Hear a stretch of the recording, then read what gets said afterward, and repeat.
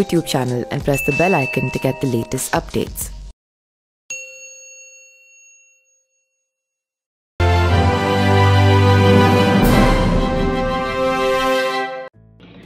नमस्कार, मेरा नाम पिंटू सिंह यादव है और आप देखना शुरू कर चुके हैं न्यूज लाइव। दोस्तों, भले ही 195 प्रत्याशियों को टिकट जो है भारतीय जनता पार्टी ने कल अनाउंस कर दिया है, लेकिन बिहार में अभी भी पेच फंसते नजर आ रहा है।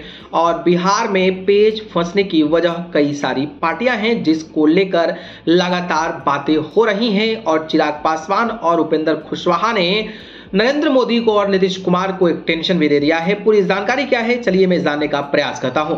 दोस्तों, बात करें तो आपको पता होगा कल भारतीय जनता पार्टी ने 195 प्रत्याशियों की सूची जारी की। बिहार में एक भी कैंडिडेट की सूची जारी नहीं हुई, तो आप अंदाजा लगा सकते हैं कि किस तरीके से अभी सीट शेयरिंग को लेकर पेच फंसा हुआ है। तो आप अंदाजा लगा ही सकते हैं। बाकी चिराग पासवान और उपेंद्र कुशवाहा ने नरेंद्र मोदी को यानी कि एनडीए को एक बड़ा गच्चा दे दिए हैं, ऐसी सियासत में चर्चाएं होने लगी है।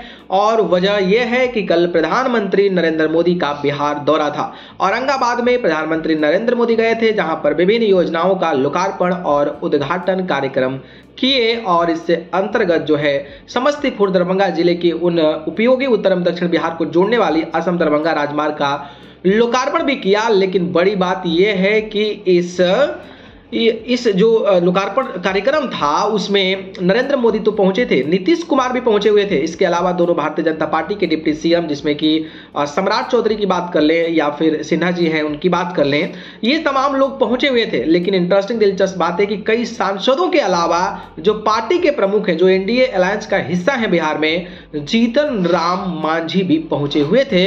और सबसे बड़ी जो चौंकाने वाली जो बात है वो ये है कि पशुपति पारस जो अभी मोदी कैबिनेट में मंत्री हैं और उन्हीं के भतीजे चिराग पासवान हैं, जिनको लेकर लगातार जो है वो कहीं ना कहीं हाजीपुर सीट को लेकर चर्चाएं होती हैं। तो पशुपति पारस भी मोदी के साथ नजर आए, तो वहीं पशुपति पारस के भतीजे जो प्रिंस राज हैं वो भी मोदी के कदमों से कदम मिलाकर चलते नजर आए।